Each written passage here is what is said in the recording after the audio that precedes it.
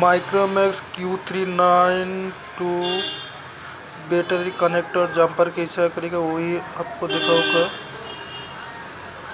ये देखिए battery connector कहाँ से जंपर किया है।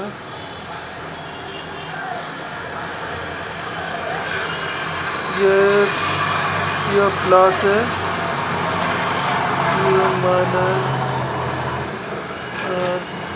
ये साइड वाला ग्राउंड है। ग्राउंड इधर मिडिल लगाना काम नहीं करेगा, इधर लगाना पड़ेगा इस साइड में।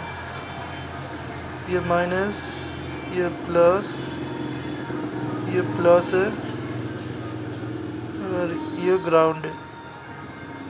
मिडिल बैटरी का मिडिल वाला पॉइंट इधर लगा हुआ है, वो साइड वाला माइनस है इधर लगा हुआ है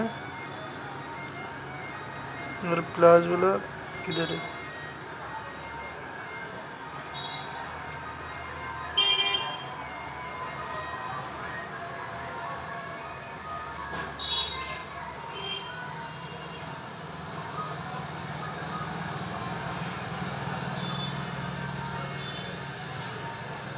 माइनस प्लस ग्राउंड।